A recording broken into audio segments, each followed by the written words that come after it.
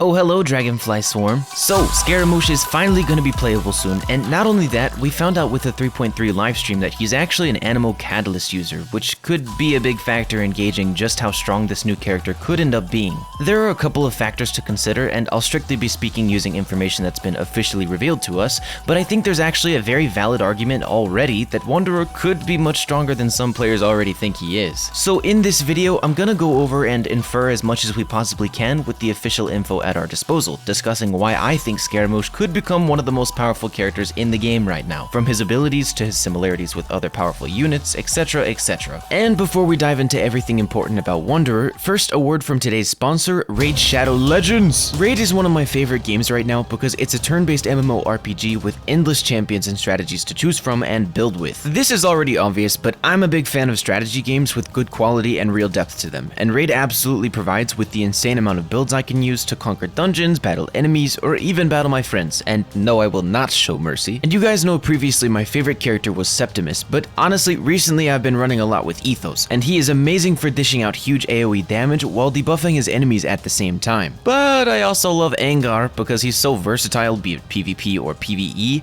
he's gonna dish out a lot of sustained damage and provoke his enemies. Literally. Plus the name Angar for such an angry champion.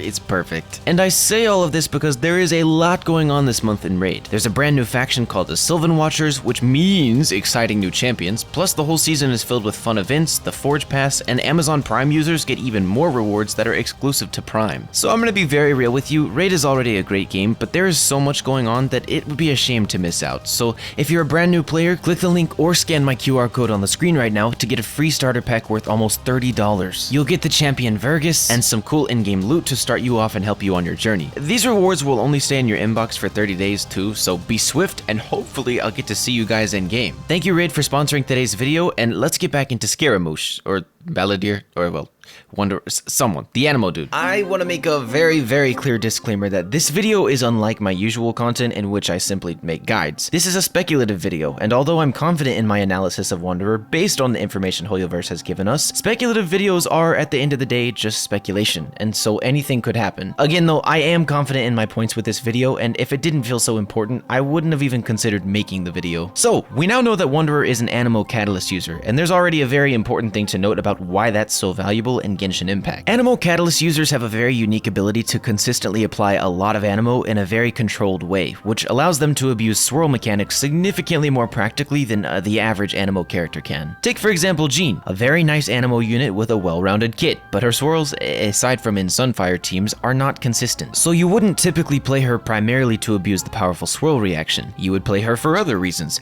And the same can technically be said about characters like Sayu and Animo Traveler as well, because even if and when they can abuse lots of swirls, it comes at the cost of practicality. So it's difficult to consistently do, and therefore players tend to not rely on those characters even despite how powerful swirl can be. However, take for example Sucrose and Hazel. They are two such characters with very fast Animo application and thus often get placed in powerful teams like Taser, Soup teams, Aggravate, Bloom, etc., where they can thrive off of AoE damage and chain reactions. This is first and foremost, obviously, because they're Animo Catalyst users. Sucrose has a clear advantage over Hazel though because of her innate EM incentive, and therefore she just kinda does the job of a swirl carry better. But Hazel is by no means a bad replacement, and what he lacks in EM scaling he makes up for in personal damage. And that brings me to Wanderer. We can pretty safely assume that Wanderer is meant to play as a DPS character, more akin to Hazel than to Sucrose, and there are a few very interesting details to note about Wanderer. First and foremost, there's a heavy emphasis on his elemental skill providing a stance change in his kit, which will not only apparently allow him to shoot extra Animo missiles alongside his attacks, but also it increases the AoE of his attacks. It should go without saying, but those attributes are extremely valuable,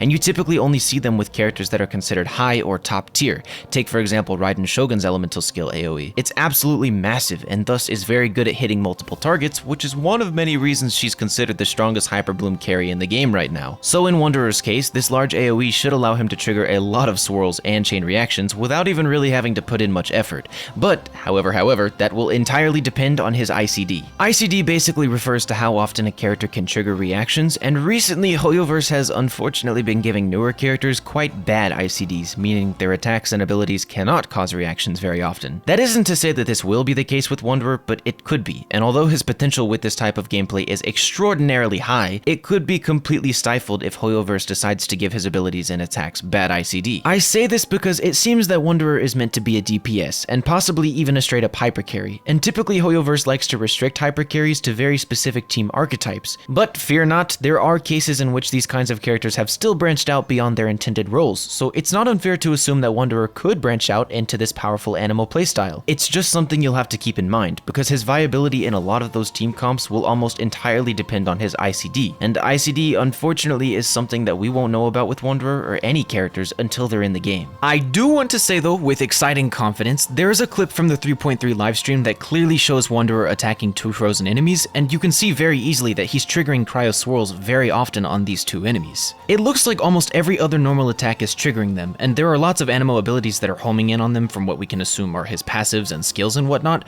so although this isn't fully indicative of what he'll be performing like in the real game, it is quite telling, and it is a very good sign. But let's assume he does have standard ICD. We don't even have to assume he has good ICD, because even with standard, he has so many abilities and attacks that seem to hit so fast, he will probably be applying animo like a madman. This is a good thing, because if he has even half decent reaction capabilities, Wanderer could act as a terrifying driver for teams such as Taser, Aggravate, Bloom teams, Soup teams, and basically any team that can cause lots of chain reactions with swirls. And there are even teams where he should theoretically be able to build entirely as a reaction carry. Take for example the Sucrose Fischl Hyperbloom team. Well, it works so well because Sucrose is usually the one triggering Hyperblooms thanks to her swirls. And to be fair, this does work so well in part due to Sucrose's innate EM scaling, and I personally don't think much if any of Wanderer's kit will incentivize EM, because they probably would have mentioned it in the livestream. But even that isn't a problem, for two reasons. The first being that he's an animal catalyst user, so it doesn't necessarily matter the quality of his reactions, just the quantity, or how often he is triggering them. You can use Hazo as an example, like how I mentioned earlier. Hazo isn't exceptionally better than Sucrose at driving reaction-based teams, but he can do it, and because of his good personal damage, he can do it quite well still. And so Wanderer, as a 5-star, probably DPS character, should have quite a decent amount of personal damage to back up his lack of elemental mastery incentive. So basically, even if you choose not to build Wanderer with EM, he'll still likely be able to drive reaction teams very effectively, probably competitively with Sucrose in many situations. And all of that was to lead into point number 2, which is that in some teams, you could probably take that even further by building Scaramouche entirely into elemental mastery and allowing his animo to chain react and swirl constantly for some of the highest reaction damage output we've ever seen. This has been made possible by the recent addition of Dendro teams because a lot of them are able to output so many reactions that you could literally get away with ignoring a character's personal damage for the sake of their reaction damage. Take Raiden Shogun for example. A lot of players throw a temper tantrum when they see Theory Crafters and Guide Makers build full EM Raiden and ignore her burst, but there's a reason we do it. It is extremely powerful, so powerful that Raiden doesn't need any of her personal damage and she'll still be contributing insane damage with her Hyperbloom reactions. And that same logic could very likely apply to Wanderer, and the only thing he would require in order to be able to flex into all of those different teams and strategies is a decent ICD. And again, I do want to be very clear when I say that is in no way confirmation that Wanderer plays this way. We don't know yet, and we won't know until he's out, but by pure speculation, if we assume he has a half-decent ICD, those possibilities are not at all far-fetched. And so, to round this whole video out, I should make it clear that to some extent, the sheer amount of flexibility Wanderer might be able to provide is value in and of itself. He'll be able to run 4-piece Viridescent if you so choose, it's likely he'll run the new Animo set that we were shown in the livestream, and there are two vastly different playstyles that come with both sets, allowing players to get quite a lot of gameplay out of one single 5-star, not unlike characters like Kazuha or Nahida or Raiden. These characters are all so highly revered not only because they're just straight up powerhouses, but also because they dominate multiple different playstyles,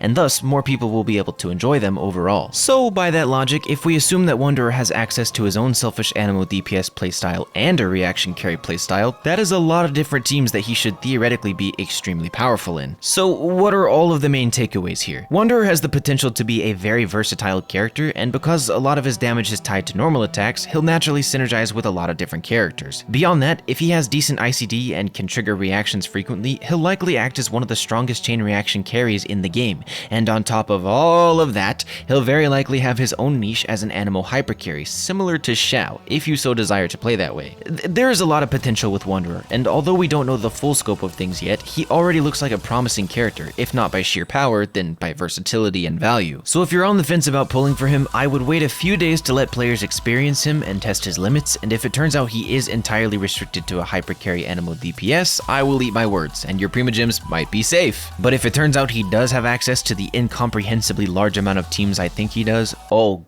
god, hide my wallet. But a smart rule of thumb though is to please wait before you pull if you're only pulling because he might be strong. Give it a day or two, he is not going anywhere. Anyways, that's about it for this speculation/analysis video. If you enjoyed or it helped you in any way, don't forget to like and subscribe, and I will see you in the next video.